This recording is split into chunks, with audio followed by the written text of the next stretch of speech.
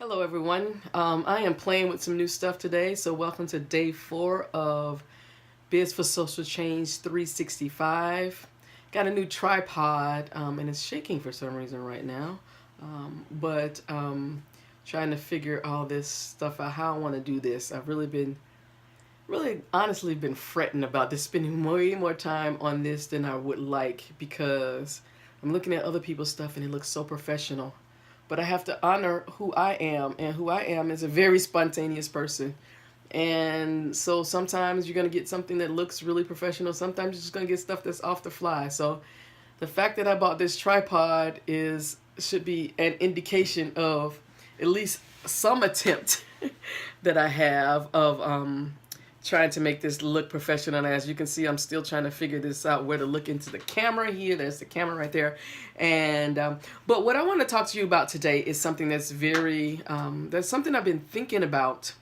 And after my business coaching session with my client today, it's something I wanted to address.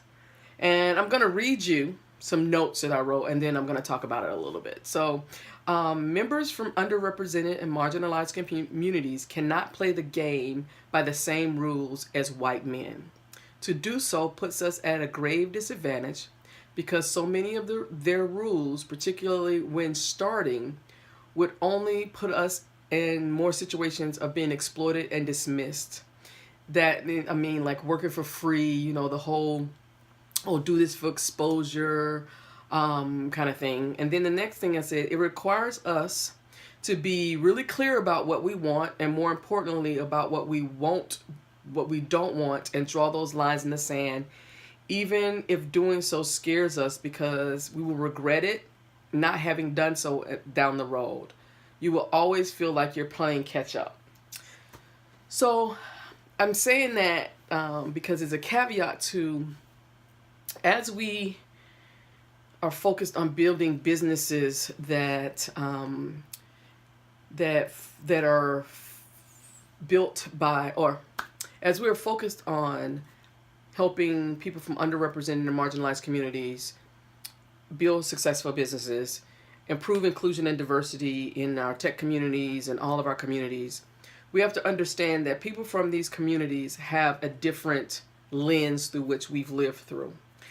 And one of the things that we've lived through is, because we've not been in the same game as everybody else, we don't know the rules of that game, and because so often our input is not been valued, has been stolen, our ideas have been stolen, it's like, this person, he couldn't have done this. They don't have that kind of mind, kind of thing.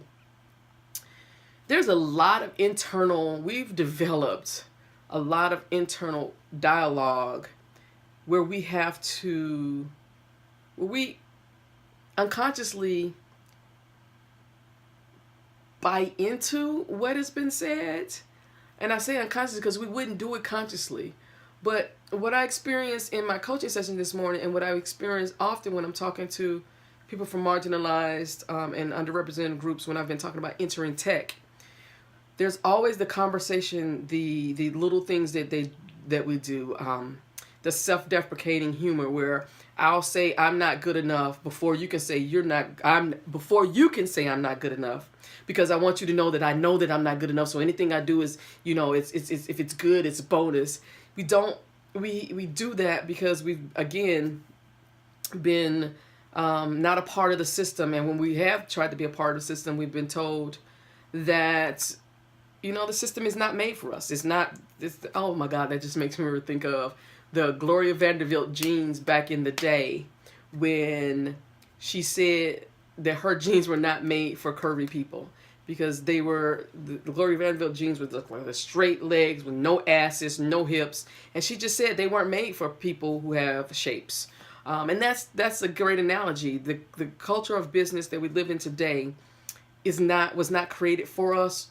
It wasn't not created by us. And so we come into this space and we try to fit ourselves into this mold, and it won't work.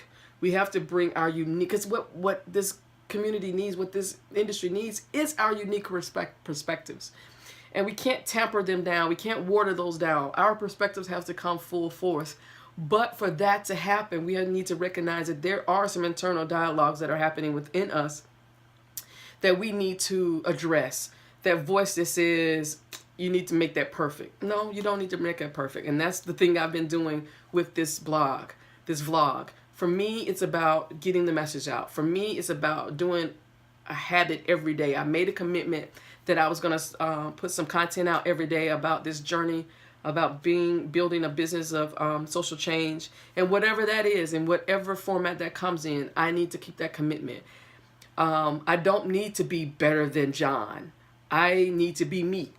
I remember the old saying growing up, I'm from the South, blacks had to do 2 or 3 times the job or be 2 or 3 times better than a white person just to be considered.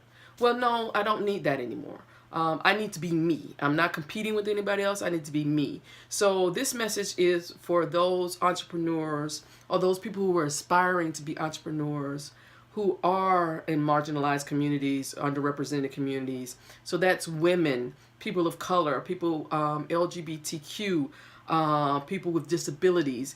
And if I left out anybody, it was not my intention. But if you find yourself in an environment where the culture does not fit you, that you're not comfortable, that you don't feel welcome, this is your opportunity to craft what you want, to discover who you want, to build a business that speaks to your values, your perspective, and then to bring that to the table so that we can force the conversations about improving inclusion and diversity, improving how we treat all stakeholders in businesses so that our lives, our family lives, our clients and customers' lives are better because we were in the room. So that's the message I wanted to share with you today. And as you can see, I still haven't figured out what the camera is on this, where I need to look. I'm going to test this right now. Where do I need to look? See, my eyes are here, but that's the end and it's landscape. So where do I need to look? Because, well, I'll figure that out. So that's just me. That's just silly old me just telling you. I just want you to understand that this is real. This is not make-believe.